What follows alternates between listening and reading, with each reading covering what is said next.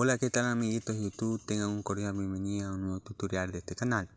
Hoy les enseñaré un gran video acerca de cómo reiniciar de fábrica o hacerle un reset a un Samsung A02S.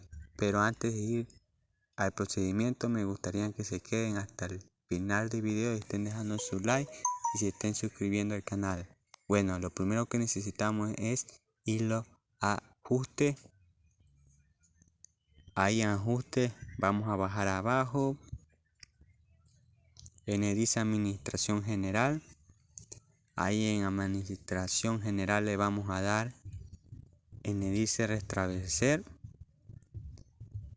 y ahí nos saldrán distintos tipos para restablecer, como si nosotros queremos podemos restablecer solo los ajustes, o también podemos restablecer ajuste de red o ajuste de accesibilidad. Pero en el caso de que ustedes quieren que se les borre todo, dejarlos desde cero, ya sea porque su celular se les llenó de un virus o ya sea por lo que les anda lento, tienen que elegir en el dice restablecer valores predeterminados. Le dan ahí y cuando esté ahí le van a salir esto. Solo le tienen que dar en deslizar y se van a la opción que dice restablecer.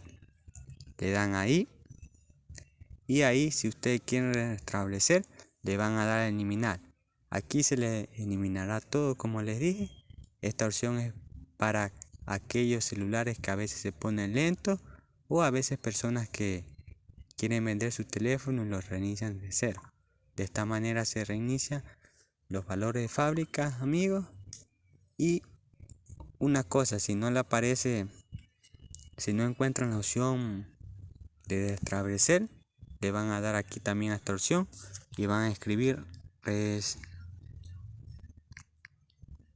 restablecer y ahí ya les aparecerá esta opción más rápida. Si no la llegan a encontrar, en el caso que no la lleguen a encontrar, ahí van a seleccionar y también les va a dirigir a lo mismo.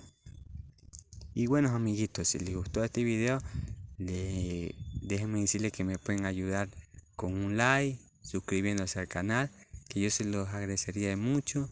Así me estarán ayudando a crecer y a seguir adelante hacia mi canal de YouTube. De mi parte, que tengan un bonito día.